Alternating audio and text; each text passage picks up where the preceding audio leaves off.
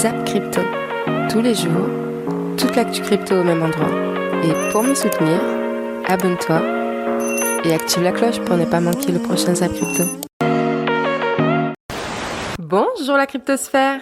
J'espère que ce début de semaine se passe bien pour vous. Je suis vraiment contente de voir que vous êtes de plus en plus nombreux, alors bienvenue à tous les nouveaux zappeurs et zappeuses. Et on va pouvoir débuter comme tous les jours avec notre Crypto Fear and Read, comme l'appelle le café du coin. Du côté crypto, on est toujours dans la peur, mais on a gagné quand même quelques points. On est aujourd'hui à 29. Et du côté des marchés US, le Fear and Read Index se trouve à 61, toujours dans la zone de grid. Allez, aujourd'hui je ne vous retiens pas plus longtemps. Installez-vous confortablement, votre zap va commencer.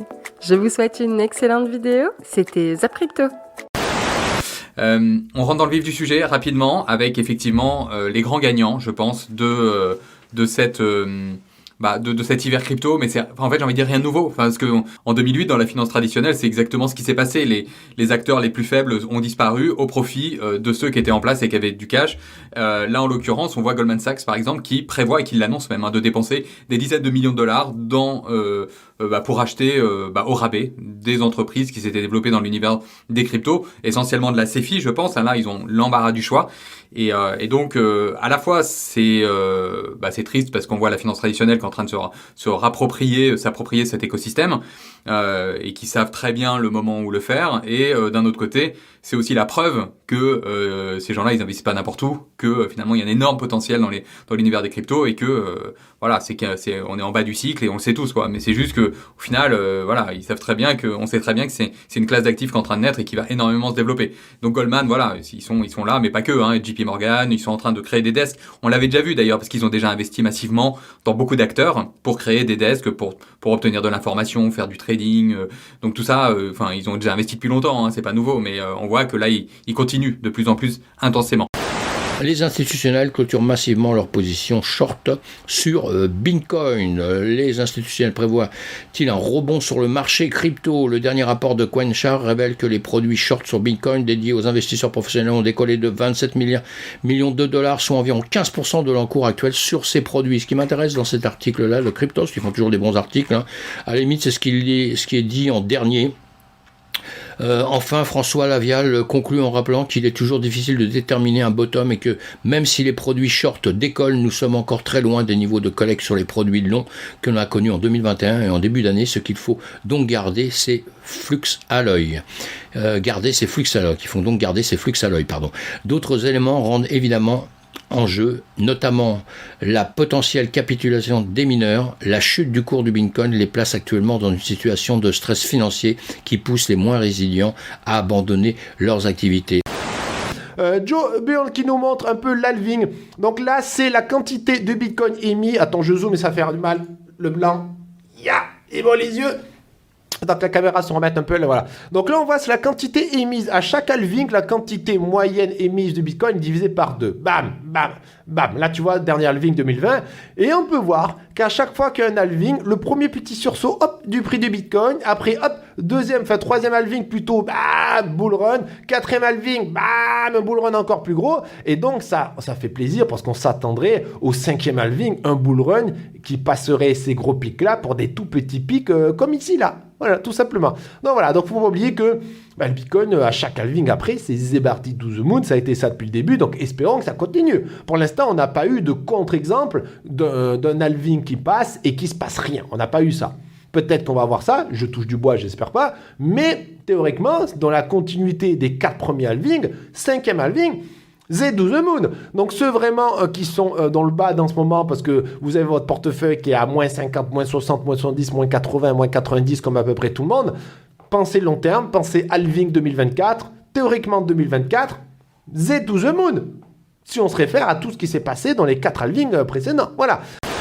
Bankman qui a dit qu'il veut pas. On va en parler. Non mais on en parle tout de suite. Il est pas invité dans une cuisine pour faire un jambon fromage, le mec.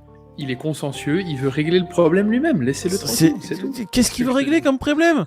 En fait, il veut savoir ce qui s'est passé au sein de son entreprise qu'il dirigeait. Donc, quand il aura fini d'apprendre ce qui s'est passé, d'examiner tout ce qu'il a examiné, il se rendra donc disponible pour les autorités. Voilà. Mais avant ça, il préfère être dispo pour les conventions, faire des petites webcams, des petites interviews en mode détente. Mais les autorités, non, pas pour l'instant, là, c'est pas prévu. Mais il est pas convoqué devant le CPE du collège Condorcet. Mais c'est... Il est convoqué devant la justice américaine. Non, mais un article comme ça, c'est le Gorafi qui l'écrit, tu vois. Bah C'est ouais. pas le journal du coin. Mais là, en fait, c'est fou à quel point il nous... C'est un troll. Il nous golden shower à tous. Voilà. Ah, c'est pas la première fois qu'il dit qu'il se souvient plus de ce qu'il a foutu. Hein, donc Attendez, bon, là, c'est mais qu'une fois de plus, quoi. c'est incroyable. Et c'est d'autant plus incroyable que Caroline, elle a été vue à Manhattan Ok. en train de se commander un café. Elle est censée être assignée à résidence à Hong Kong. Elle était en train de commander un Starbucks, un Toffee Nut Latte de chez Starbucks. Elle a été commandée un Toffee Nut Latte, un Mocha Macchiato Venti, s'il te plaît. En plus, elle a de l'oseille pour le Ah, Venti. elle a pris un Venti. Ah ouais, attention. Un Venti à $12. Ah oui, c'est beau. Elle a toujours de l'oseille. Et Manhattan, s'il te plaît. Alors qu'elle est censée être à Hong Kong. Ouais, écoute, j'ai l'impression que c'est la plus grande évasion. Pendant ce temps, en France, on a Marc Karpelès, le fondateur de la place d'échange MTGOX, qui a accordé une interview à BFM Crypto. Et je ne pense pas que ce soit nécessaire de revenir sur l'histoire complètement folle de cette plateforme, donc passons directement aux différentes déclarations de Marc Karpelès. Tout d'abord, il a annoncé qu'à l'heure actuelle, sur les 850 000 BTC que MTGOX avait sous gestion, il possède désormais environ 141 000 BTC qui devraient être redistribués aux créditeurs durant 2023. Et si le procès de Alexander Vinnik, la personne soupçonnée d'avoir volé 550 000 BTC, venait à aboutir, ces bitcoins pourraient également être redistribués.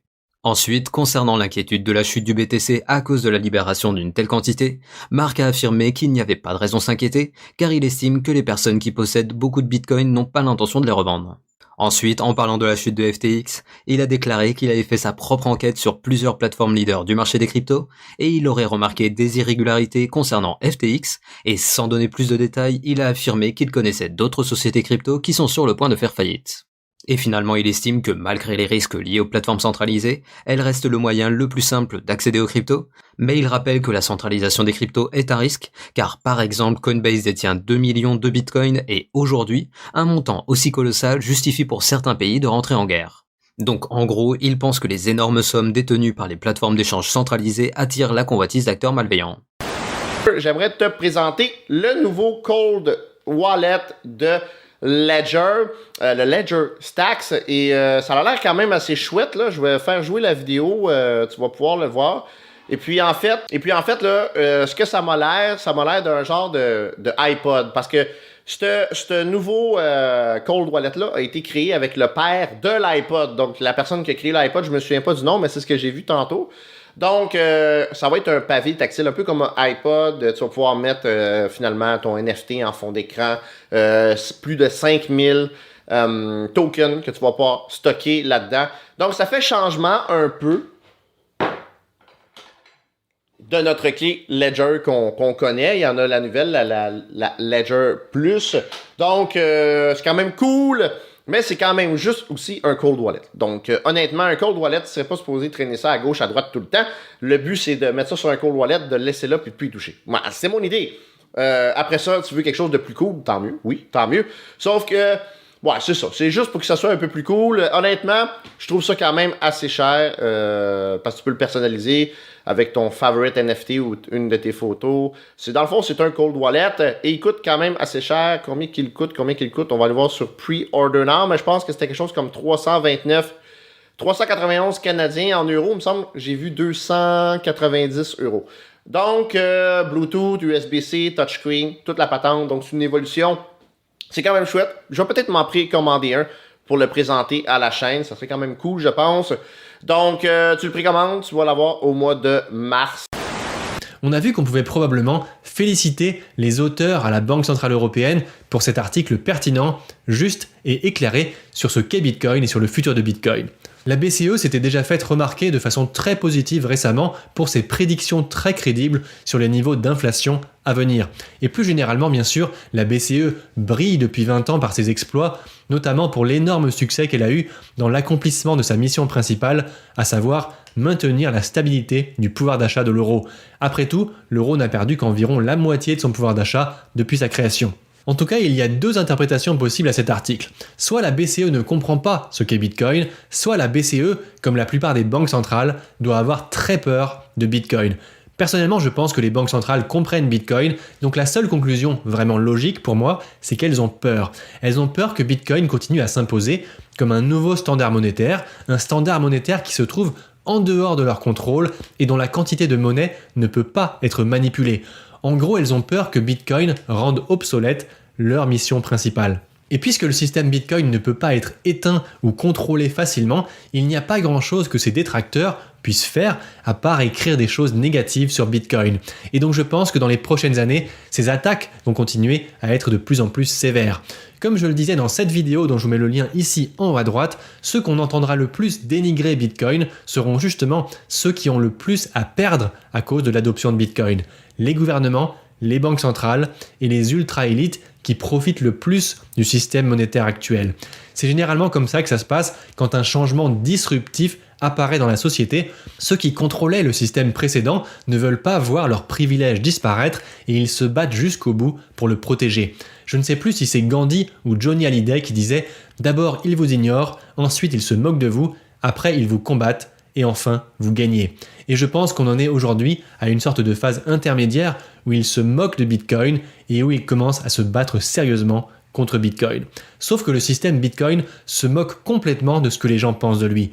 Bitcoin, c'est un protocole ouvert par-dessus Internet et il n'a pas besoin de la permission de qui que ce soit pour être adopté par les individus.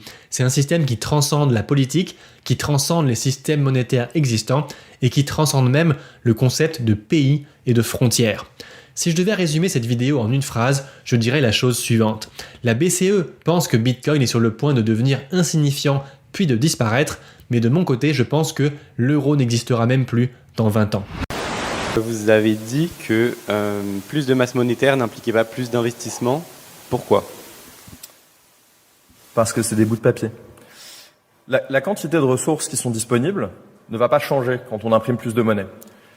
La monnaie qui est imprimée, elle représente juste des droits de propriété sur ces ressources. Donc si j'imprime plus de monnaie, tout ce que je vais faire, c'est que je vais diluer les droits de propriété de quelqu'un quelque part. Notamment quelqu'un qui est loin de la presse à imprimer, qui va pas avoir le privilège de recevoir cette monnaie le premier.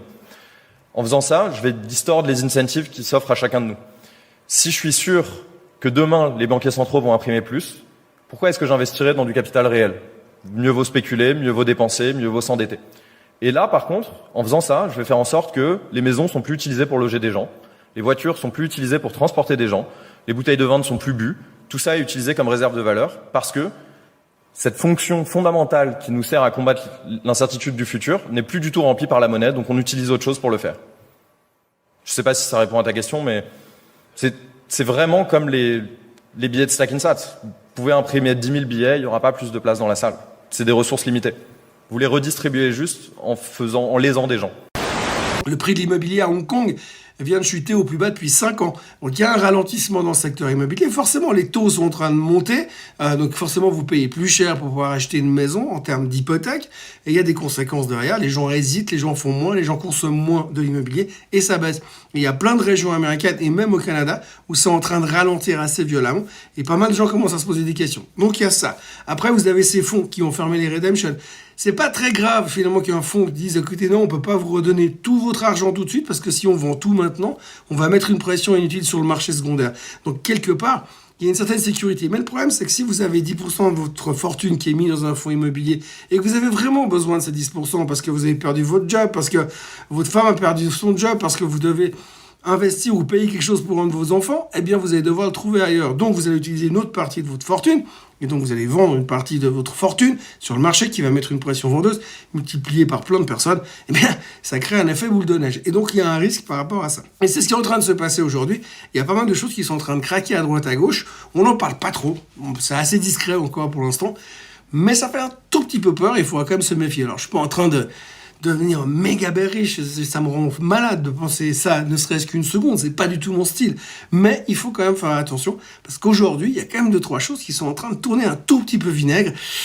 Et faudra se méfier ces prochains temps, parce qu'il y a, à mon avis, 2-3 fissures dans le barrage de l'économie mondiale qui sont en train d'apparaître ici et là. Et c'est pas encore complètement gagné. À noter au passage, dans les bonnes nouvelles, parce qu'il y a quand même 2-3 bonnes nouvelles, il y a eu un commentaire ultra positif de Morgan Stanley qui a été fait sur la Chine, parce qu'eux sont convaincus finalement que la Chine va rouvrir normalement et que tout le monde va revenir investir là-bas dedans et qu'il y a un énorme potentiel de rebond à jouer. Alors je sais pas parce qu'aujourd'hui, quand vous voyez ce qui s'est passé en Chine entre les allers-retours, je confine, je déconfine, je reconfine, je fais la révolution, mais après je reconfine, puis là je déconfine, et puis après j'arrête la révolution et je reconfine, mais après je déconfine. On ne sait pas trop si on peut leur faire confiance, mais en tous les cas, Morgan Stanley est en train de parier là-dessus, ça c'est au moins une bonne nouvelle. Le pétrole revient à 74,50 pour l'instant parce qu'on se dit, de toute façon, il y a la récession, donc plus personne ne va consommer, donc ça sera moins cher, mais c'est aussi positif parce que ça fait moins d'inflation. On va quand même chercher des points positifs dans tout ça. Il y a des rumeurs de tests sur certaines villes chinoises, et il y a des rumeurs qui sont allées très loin. J'ai trouvé un article là, sur Bloomberg, pour ceux qui ont l'image, je l'affiche rapidement, où en gros, je te la fais courte, il y a une rumeur qui s'est propagée dans une ville pas très loin de Shanghai, et ce qui se passe, c'est que ça a provoqué un vent de panique sur les médias, sur les réseaux sociaux, parce que, en fait, on leur a tellement bourré le chou aux Chinois, avec le Covid-0, avec oulala, c'est dangereux, enfin, faut voir comment, t'as vu les tenues, les enfants qui vont à l'école, il y a peu de temps, parce que je me suis amusé à faire des recherches, jusqu'à là, parce que là, ils viennent de calmer un petit peu suite aux manifestations. Jusqu'à il y a peu de temps, il fallait faire un test PCR pour aller au resto. Tu vas me dire, oui, mais on a connu le pass vaccinal, machin, les passes, les trucs à la con. Non. Il fallait faire un test PCR devant le restaurant. Il y avait des mecs, ils étaient là, ils te foutaient le truc dans le nez, et tant que tu n'avais pas ton résultat, tu pouvais pas rentrer. Ils faisaient des tests PCR aux enfants sur place, dans les parcs, pour aller au parc avec la nounou. Fallait faire un test PCR à l'entrée du parc, t'attends, machin, ça dure 15 minutes, ou un PCR ou un autre là, antigénique, là, tu sais. Ça dure 15 minutes, machin. Et c'était vraiment fou, tu vois. Et donc, ils ont tellement, et ça l'est encore en grande partie, ils ont tellement, j'ai l'impression, bourré le mou à la population. Alors, je parle sous contrôle des gens qui sont là-bas, hein. Je suis pas là-bas, c'est très dur, hein. On connaît tous la difficulté d'avoir les informations qui proviennent de la Chine, mais on voit quand même les photos, on voit quand même les journalistes. J'ai l'impression qu'ils ont tellement bourré le mou à la population que maintenant, les gens, et c'est ce qu'on voit dans cet article-là, ont peur. C'est-à-dire que là, il y a eu une rumeur, donc, qu'une ville allait être une ville de test pour déconfiner. Alors, je te dis pas plus rien faire, hein. Je te dis juste renvoyer un petit peu plus facilement les enfants à l'école, etc. Les gens ont paniqué. Regarde les enfants, pour ceux qui ont l'image. On voit un bus avec des enfants qui vont à l'école, mec, ils sont en combinaison, ils sont en spacelle. Dédicace pour ceux qui connaissent. Ils sont en spacelle, les gamins. Ils sont en décontamination, quoi. C'est abusé. C'est abusé. Et donc forcément, quand tu vis comme ça depuis des années maintenant, putain, tu paniques, quoi. Et donc l'article explique que les mères de famille, etc., disent oui, mais oh là là, c'est super dangereux. Donc je ne sais pas, je suis incapable de comprendre quand la Chine va réouvrir. J'en parlais avec un ami / mentor avec qui je fais beaucoup de trading. On commence à se poser la question de comment est-ce qu'on pourrait investir sur cette réouverture de la Chine. Ouais, il y a des rumeurs, ouais, il y a des tests, mais il y a tellement de peur. Il y a eu on a vu des qu'on appelle ça, des manifestations, des gens qui veulent la démission du président. D'un autre côté, le président, ça fait des mois maintenant, années, qui dit oui, mais attention, si on fait ça, c'est pour votre bien, etc. Donc il y a tout un discours autour.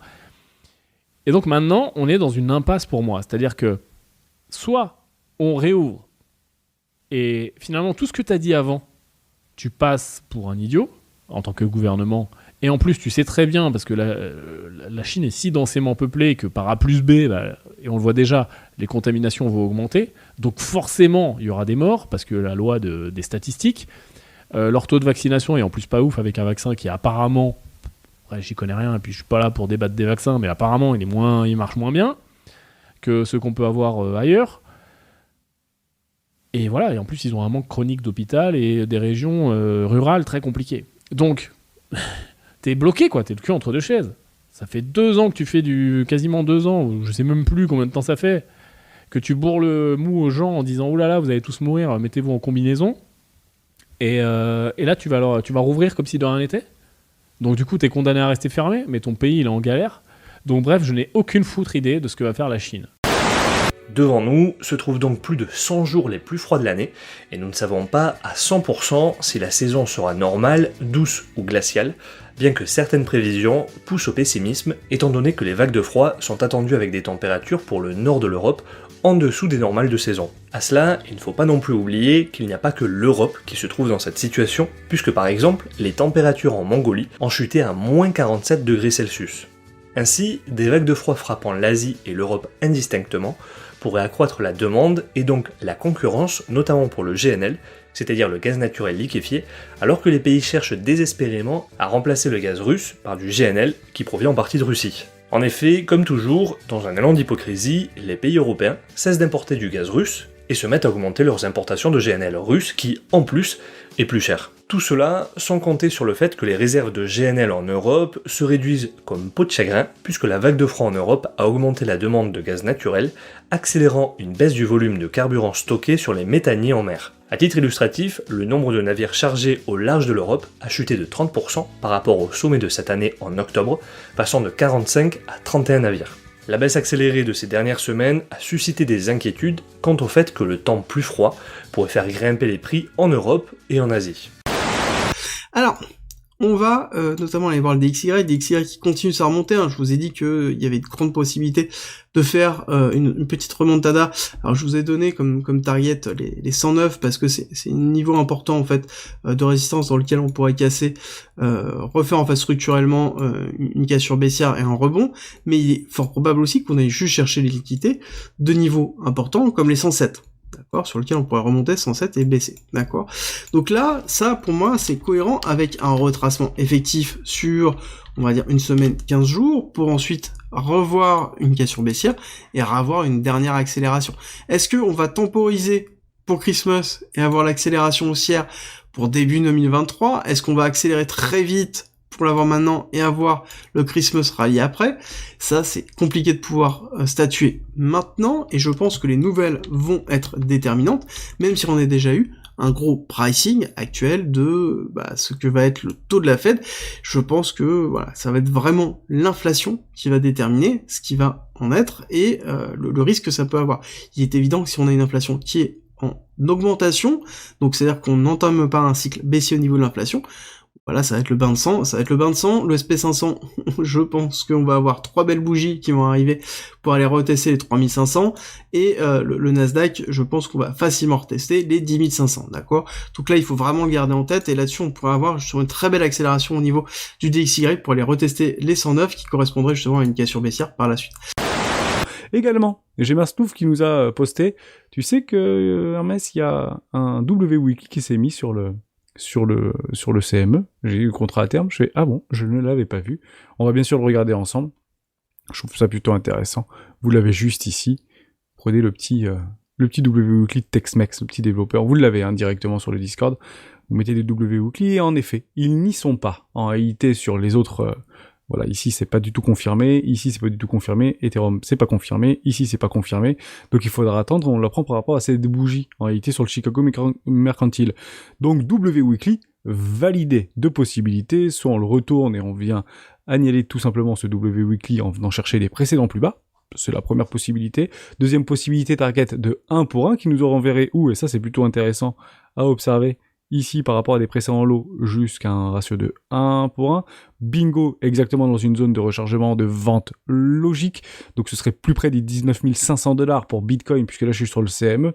Donc il y a un spread, bien évidemment. Donc ici ce serait 19 330 $, 19 500 $ pour Bitcoin. Exactement un ratio de 1 pour 1 pour aller nous chercher une zone de rechargement de vente logique.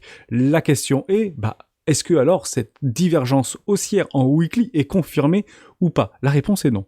La réponse est non parce que vous voyez juste là, vous avez au niveau de notre RSI, ça c'est le RSI en 14 périodes effectivement, ici vous avez le point bas, mais ici vous avez un point haut puis un autre point haut. Donc en fait moi je prendrais par rapport à ce point bas, le fameux truc rouge ici, le petit point rouge. Donc vous avez bien cette divergence, mais cette bougie en réalité nous donne le point bas de cette potentielle divergence. Dès lors elle sera confirmée quand on viendra clôturer au-dessus des 21 400 $ sur le CME. Ethereum, je vous fais rapidement aussi une petite update ici, juste daily, très vite. Ce qu'on déteste voir après des breakouts bullish comme ça en WCDM, et donc ici c'est littéralement ce qu'on a.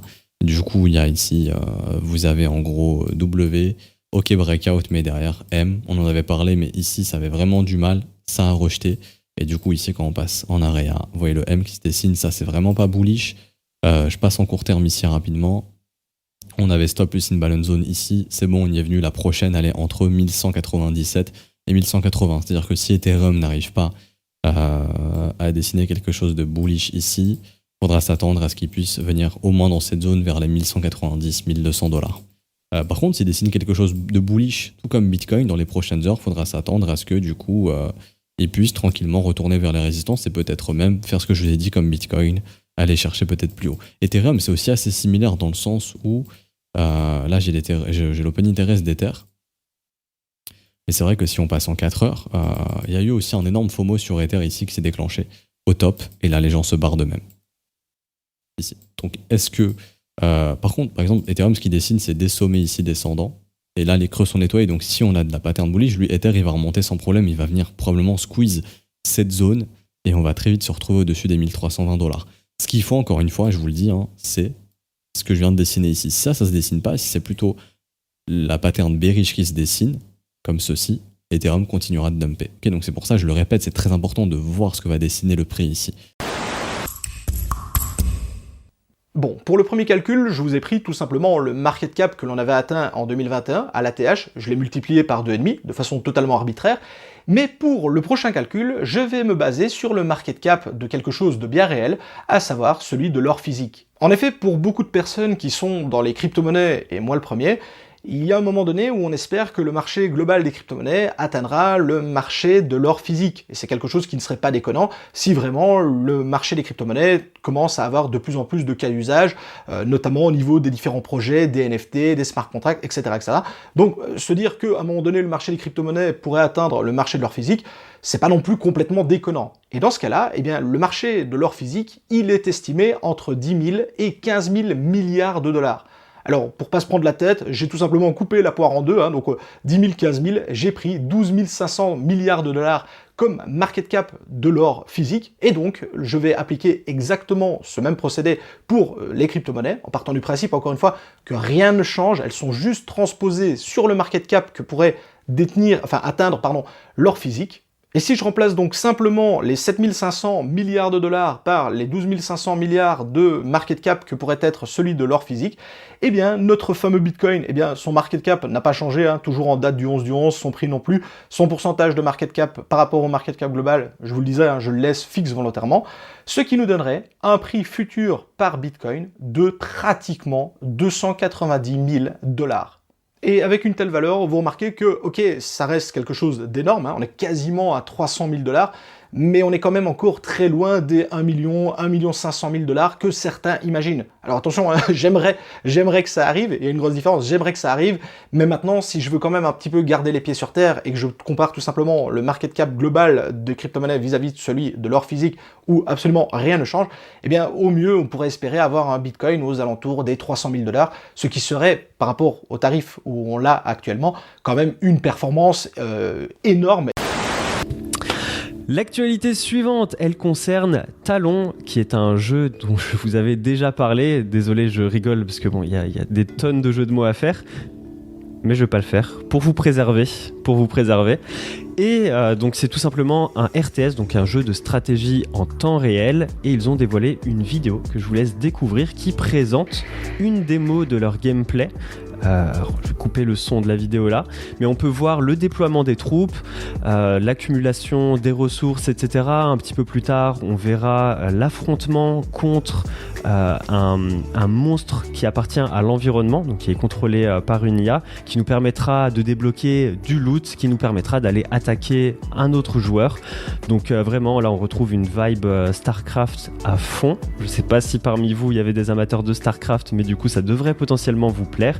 Et évidemment, tout ça sera powered via des NFT. Donc on aura des NFT dans le jeu, il y aura aussi des lands qui seront des NFT, et les lands serviront de territoire de combat en fait. Donc là, cet affrontement a lieu sur un land, hein, théoriquement. Donc là, on voit qu'il a débloqué un vaisseau qui va lui permettre d'aller attaquer la base ennemie.